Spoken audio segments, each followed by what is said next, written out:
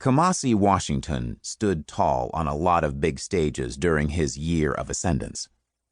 Swaying in tempo, pushing heavy gusts through his tenor saxophone, he exuded the regal composure of a conquering hero.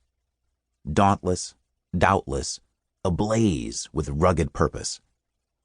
His sound on the horn, rangy and intemperate, or clipped and urgent, suggested an almost tactile force, a physical fact.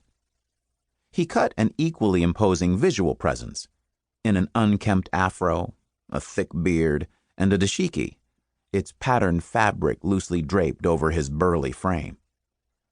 And as his band raged around him, the music's exultant sprawl enacted a ritual of transcendence.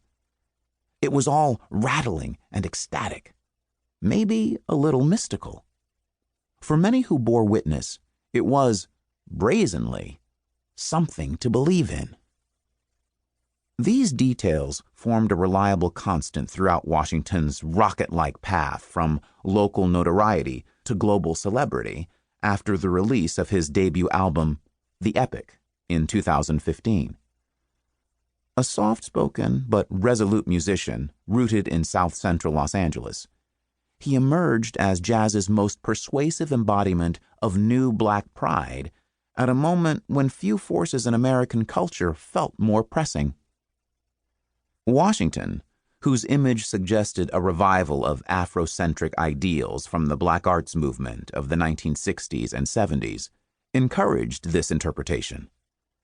He was a known affiliate of Kendrick Lamar, the ambitious, insurgent, politically engaged young rapper from Compton.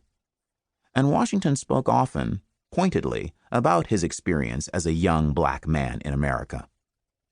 For the penultimate track on The Epic, he offered Malcolm's Theme, a solemn vocal feature with lyrics adapted from Ossie Davis's eulogy for Malcolm X.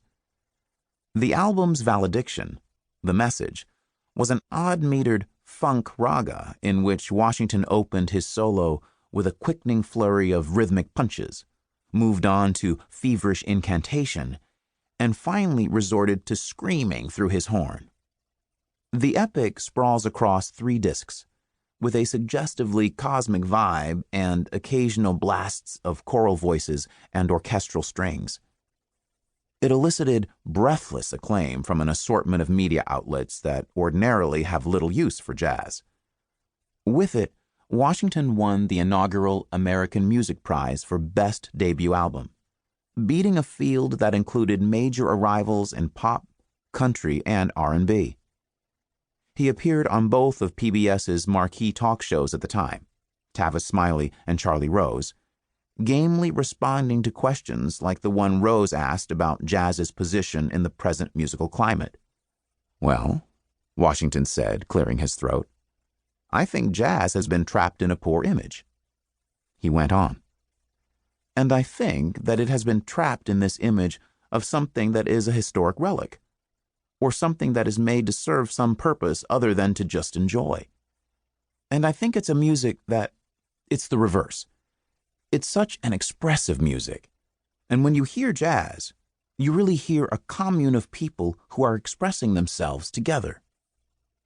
He was speaking with vested interests, having embarked on his first headlining tour in late summer of 2015. With his band, The Next Step, he'd galloped across the United States and Europe and off to Australia, New Zealand, and Japan.